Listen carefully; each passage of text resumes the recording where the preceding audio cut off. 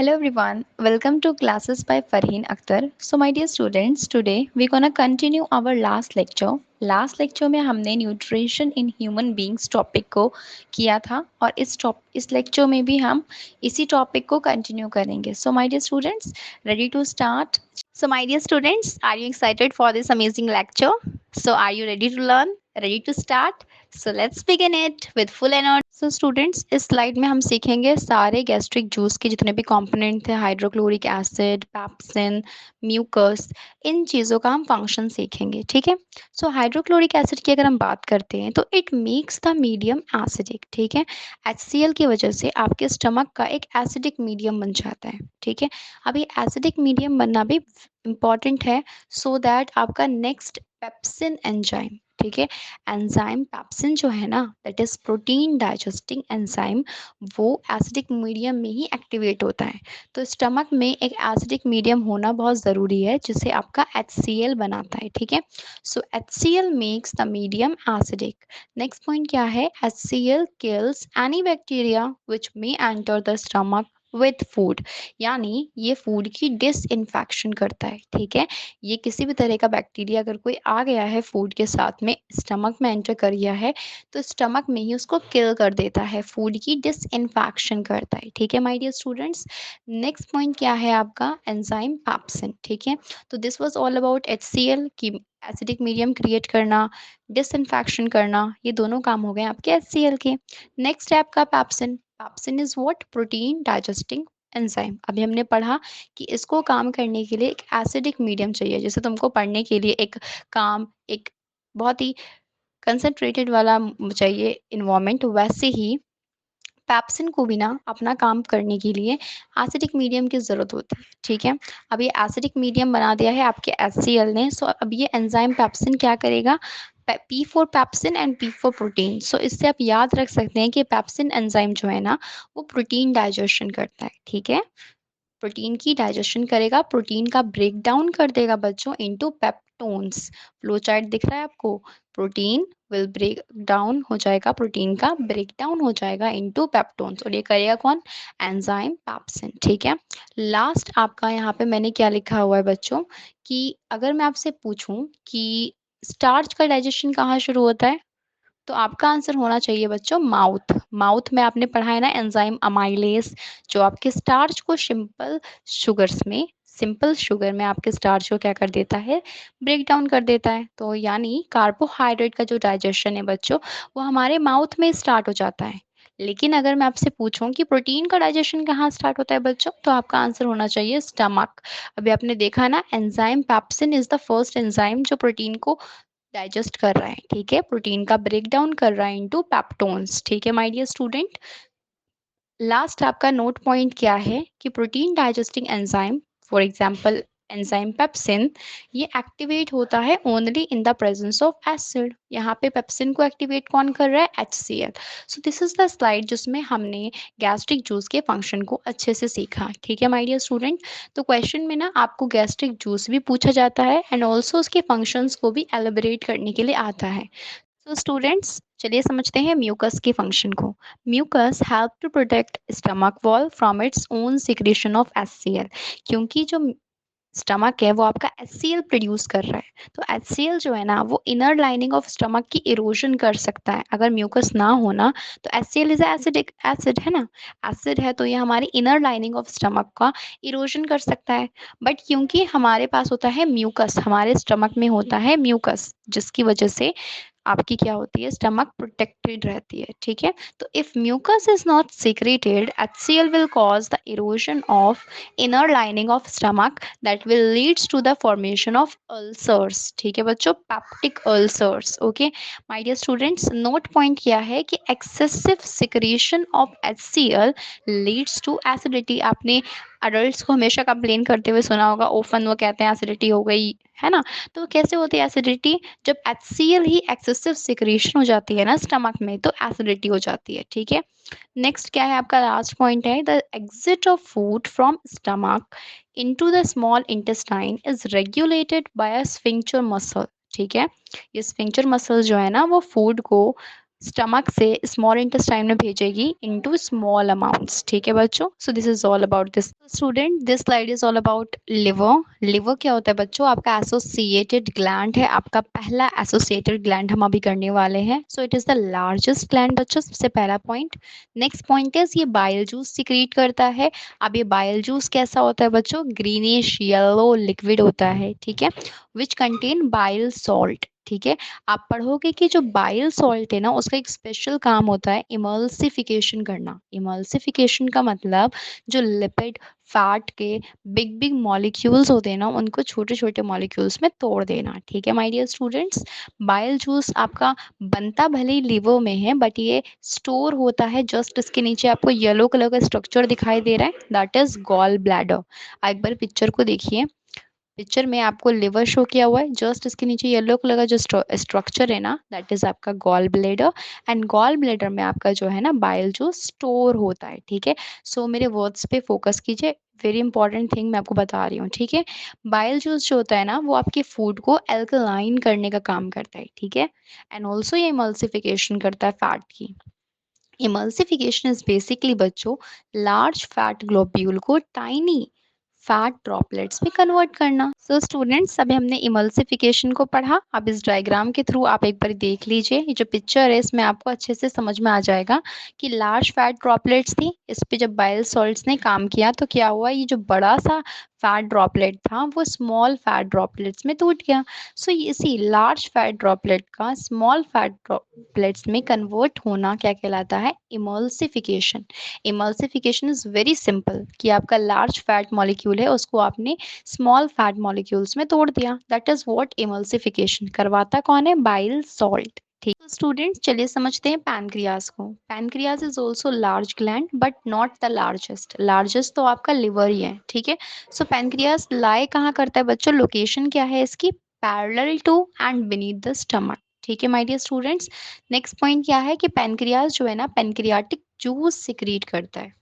Now composition समझते हैं pancreatic juice की। सो यहाँ पे मैंने एक फ्लो चार्ट बनाया हुआ है कि पैनक्रियाटिक जूस में 3 चीजें आती हैं आपकी, pancreatic amylase, trypsin and lipase. Pancreatic amylase का काम होता है स्टार्च का ब्रेक डाउन करना। ट्रिप्सिन का काम होता है बच्चों प्रोटीन का डाइजेशन करना। लाइपेज का काम होता है फैट का, इमल्सिफाइड फैट जो है ना बच्चों, लाइपेज जो होता है वो इमल्सिफाइड फैट को ब्रेक डाउन करता है। ठीक है, so this is the list of functions, तो आपको ये चीज ध्यान रख। स्टूडेंट चलिए समझते हैं role of liver and pancreas. ठीक है, तो मैंने अभी जैसे आपको बताया कि फूड जो है ना, वो आपके स्फिंक्चर के थ्रू स्मॉल अमाउंट में स्मॉल इंटेस्टाइन में जाएगा। तो जब ये फूड एंटर करता है ना स्मॉल इंटेस्टाइन में, तब साथ ही साथ ना स्टमक की जो तो सहेलियां है ना, लिवर पेनक्रियास, ये दोनों भी पीछे से अपना सिक्रेशन जो है ना, वो स्मॉल इंटेस्टाइन में डाल देते हैं। ठीक है, when food enters from stomach into small intestine, तो होता क्या है ना कि लिवर अपना बाइल जो उसने गॉल ब्लैडर में स्टोर किया है ना, उसको भी पीछे से वो स्मॉल इंटेस्टाइन में पोर कर देता है। एंड ऑल्सो पेनक्रियास जिसने पेनक्रियाटिक जूस बनाया था, जिसमें वो 3 चीजें थी, उसको भी वो क्या करता है, वो स्मॉल इंटेस्टाइन में पोर कर देता है। तो सिर्फ फूड एंटर नहीं करता है स्मॉल इंटेस्टाइन में, साथ ही साथ बाइल भी एंटर करता है एंड ऑल्सो पेनक्रियाटिक जूस भी एंटर करता है। So this diagram is important for your understanding, so please pay attention and इसको थोड़ा सा समझिए। Students coming to another organ that is small intestine. Small intestine बच्चों site of final digestion. Second point is it is the site of absorption of food. Third point बच्चों it is 5 to 6.5 meters long. ठीक है, this is the longest part of whole alimentary canal. ठीक है बच्चों, small intestine ना, आप अगर fact देखोगे तो लार्ज इंटेस्टाइन से भी लॉन्ग होती है। ठीक है, it is longer than large intestine, but फिर भी मैम इसका नाम स्मॉल क्यों है? Because it is smaller in diameter, यहाँ पे डायमीटर के हिसाब से नाम पड़ा है। ठीक है बच्चों, स्मॉल इंटेस्टाइन डायमीटर में छोटा है इसीलिए स्मॉल इंटेस्टाइन। ठीक है, लेंथ में तो लार्ज इंटेस्टाइन से भी लंबी है ये। ठीक है, नेक्स्ट पॉइंट क्या है कि स्मॉल इंटेस्टाइन का जो वॉल होता है ना बच्चों, वो बहुत ही ग्लैंड्यूलर होता है। ठीक है बच्चा, वो सिक्रीट करता है इंटेस्टाइनल जूस। अब इंटेस्टाइनल जूस जो होता है ना, वो आपका बहुत सारी चीजों को कंटेन करता है, जो आपकी कंप्लीट डाइजेशन में हेल्प करता है। स्मॉल इंटेस्टाइन में आपने क्या सीखा कि कार्बोहाइड्रेट का ब्रेकडाउन होगा, कंप्लीट डाइजेशन होगा बच्चों, ग्लूकोज में कन्वर्ट हो जाएगा। प्रोटीन का कंप्लीट डाइजेशन होगा, वो अमीनो एसिड्स में कन्वर्ट हो जाएगा। फैट का कंप्लीट डाइजेशन होगा और फैटी एसिड या फिर इसी को हम ग्लिसरॉल कहते हैं, इसमें कन्वर्ट हो जाएगा। So glucose, amino acids, glycerol are small water soluble molecules. ठीक है, जैसा कि मैंने तुमको बताया कि डाइजेशन का मकसद ही था फूड जो कि कॉम्प्लेक्स है उसको स्मॉल वाटर सोल्यूबल मॉलिक्यूल्स में ब्रेक करना। सो यही पर्पस जो है ना वो आपका स्मॉल इंटेस्टाइन में अचीव हो जाता है। ठीक है, जो फूड है वो आपका कंप्लीट डाइजेस्ट हो जाता है। कार्बोहाइड्रेट टूट गया ग्लूकोज में, प्रोटीन टूट गया अमीनो एसिड्स में, फैट आपके कन्वर्ट फैट्स जो है ना वो आपका कन्वर्ट हो गए ग्लिसरॉल में। ठीक है my dear student, so complete digestion आपके स्मॉल इंटेस्टाइन में कंप्लीट हो जाती है। ठीक है, so the process of digestion convert करता है लार्ज इनसॉल्युबल फूड मॉलिक्यूल को into small water soluble molecule. Okay my dear students, student coming to the last slide of absorption. ठीक है, so after digestion food molecule इतने small हो गई हैं कि वो अब इंटेस्टाइनल वॉल को क्रॉस करके ब्लड कैपिलरीज में चले जाएंगे। ठीक है, सो ये जो फूड मॉलिक्यूल का पास होना through the walls of small intestine and go into blood, इसको हम क्या बोलते हैं? एब्जॉर्प्शन, एब्जॉर्ब होना। ठीक है, नेक्स्ट पॉइंट क्या है कि small intestine is the main reason for absorption of digested food. Next point क्या है कि स्मॉल इंटेस्टाइन ना इस काम के लिए अडेप्टेड भी होती है। ठीक है माय डियर स्टूडेंट्स, अडेप्टेशन क्या है? स्मॉल इंटेस्टाइन में आपके मिलियंस ऑफ क्या होते हैं? टाइनी फिंगर लाइक प्रोजेक्शंस होते हैं, जिसको आप विलाई कहते हैं। सो इस चीज़ को आप ना डायग्राम के फॉर्मेट में भी देख सकते हैं। अच्छे से डायग्राम पे ध्यान दीजिए, इसमें आपको अच्छे से समझ में आएगा कि मैंने दिखाया हुआ है पूरा डायग्राम के थ्रू कि स्मॉल इंटेस्टाइन है, फिर उसके एडेप्टेशन दिखाए, फिंगर लाइक प्रोजेक्शन, फिर उस फिंगर लाइक प्रोजेक्शन को भी हमने डिटेल में डायग्राम में शो किया हुआ है। So please pay attention over here. And so students, as I tell you about villi are the finger like projections जो आपने देखी ना कि small intestine में adaptation है, finger like projections है, इसको हम villi कहते हैं। ये actual में ना क्या करते हैं? surface area को बढ़ा देते हैं for absorption and it is also richly supplied with blood vessels ताकि आपका आसानी से absorption हो जाए। ठीक है, उसके बाद क्या होगा? फूड जो है आपके हर एक सेल तक पहुंच जाएगा ट्रांसपोर्टेशन के थ्रू, ब्लड इसको हर एक सेल तक लेके जाएगा। अब सेल्स में क्या होगा बच्चों? फूड का यूटिलाइजेशन, एंड बच्चों फूड की यूटिलाइजेशन को हम क्या बोलते हैं? Assimilation. Student coming to another important organ of human digestive system, that is large intestine. So large intestine is wider than small intestine, that's why इसका नाम है large intestine। ठीक है, मैंने कहा था ना डायमीटर के आधार पे नाम पड़ा हुआ है। सो क्योंकि वाइडर है इसलिए इसको लार्ज इंटेस्टाइन कहा। नेक्स्टली इसकी लेंथ पे अगर हम फोकस करें तो 1.5 से 1.8 मीटर लॉन्ग होती है। ठीक है, next is the greater part of large intestine is what? Colon. Okay, ध्यान रखना है इसका नाम, that is followed by rectum. Rectum is the important thing. ठीक है, ये क्या करता है? ये फीकल मैटर का स्टोरेज करता है। ठीक है बच्चों, अब लार्ज इंटेस्टाइन में ना बच्चों आपके अनडाइजेस्टेड फूड से जितना भी हम वाटर इलेक्ट्रोलाइट को एब्जॉर्ब कर सकते हैं वो एब्जॉर्ब कर लेते हैं। ठीक है, लार्ज इंटेस्टाइन में। अंडरस्टैंड बच्चों? द नेक्स्ट पॉइंट क्या है कि ये जो अनडाइजेस्टेड फूड है वो फिर बॉडी से पास आउट होगा through anus as faecal matter. This act of expelling the faecal matter is called as egestion या फिर defecation. So why do herbivores have longer small intestine than carnivores? So the fact is कि जो small intestine की length होती है ना वो अलग अलग animals में vary करती है depending on कि what type of diet they are eating। food पे depend करता है। अगर food जो है वो plant based है यानी cellulose वाला है तो it will require a lot of time to digest, therefore एक longer small intestine की जरूरत होगी। On the other hand जो meat होता है ना it is easier to digest, hence carnivores like tiger have a shorter small intestine। मतलब जो प्लांट बेस्ड डाइट है उसको डाइजेस्ट होने के लिए बहुत सारा टाइम लगता है और एक लॉन्गर स्मॉल इंटेस्टाइन की ज़रूरत होती है। ऑन दी अदर हैंड जो मीट ईटर्स होते हैं, जो कार्निवोर्स होते हैं, उनको एक शॉर्टर स्मॉल इंटेस्टाइन की ज़रूरत है क्योंकि उनका जल्दी डाइजेशन हो जाता है। सो आप किस तरह का डाइट लेते हैं इस हिसाब से आपकी क्या है? स्मॉल इंटेस्टाइन है। ठीक है, हर्बीवोर्स को प्लांट ईटर्स हैं, सेलुलोज कंटेन कर रहे हैं तो उनको क्या चाहिए? एक longer small intestine. On the other hand जो मीट ईटर्स होते हैं they are eating meat, therefore उनको क्या चाहिए, एक शॉर्टर स्मॉल इंटेस्टाइन से भी उनका काम। So why do herbivores have longer small intestine than carnivores? This was our question, जिसका मैंने आपको आंसर दे भी दिया है, बिकॉज ये हमारी डाइट पे डिपेंड करता है कि हम किस तरह की डाइट लेते हैं। ओके, प्लांट बेस्ड लेते हैं या फिर मीट बेस्ड लेते हैं। ओके, सो इस हिसाब से हमारी इंटेस्टाइन की लेंथ डिसाइडेड होती है। अब मैंने आपको यहाँ पे एक पिक्चर अटैच की हुई है एंड यहाँ पे मैंने शो भी किया है कि आप देख सकते हो स्मॉल इंटेस्टाइन की लेंथ इस पिक्चर में सबसे लॉन्गेस्ट स्मॉल इंटेस्टाइन है आपकी हर्बीवोर की। उसके बाद सबसे छोटी स्मॉल इंटेस्टाइन जो है ना, शॉर्टर स्मॉल इंटेस्टाइन, वो होती है आपकी कार्निवोर की।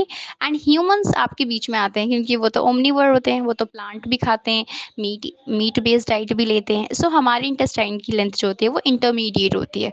सो ये क्वेश्चन जो है ना सीबीएसई में पूछा जा चुका है। सो please pay attention over here. आपको मैंने डायग्राम की हेल्प से, एक्सप्लेनेशन की हेल्प से, दोनों तरीके से मैंने समझा दिया है। सो प्लीज पे अटेंशन, आपको समझ आ जाएगा। This students coming to another important topic which is nutrition in amoeba. So होता क्या है बच्चों, अमीबा में आपको मैंने एक यहाँ पे फ्लो चार्ट दिया हुआ है कि वही 5 स्टेप्स होंगे किसी भी न्यूट्रिशन को आप देखो तो, ingestion, digestion, absorption, assimilation, egestion. So my dear student, यहाँ पे आप अमीबा की फीडिंग प्रोसेस को समझोगे जरा डिटेल में तो क्या समझ सकते हैं आप। Ingestion, ingestion is the process जहां अमीबा अपने फूड को इनगल्फ कर रहा है। किसके थ्रू इनगल्फ कर रहा है? With the help of pseudopodia.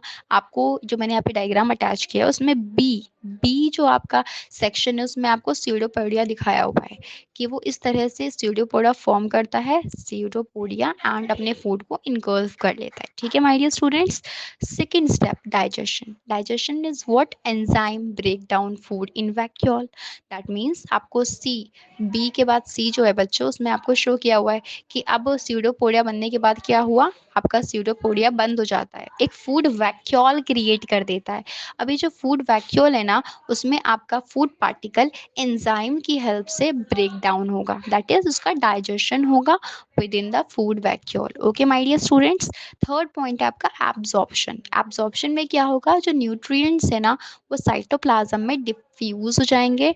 Fourth point is assimilation. Assimilation में बच्चों न्यूट्रिएंट को फिर वो यूज करेगा अमीबा फॉर मेटाबॉलिक एक्टिविटीज।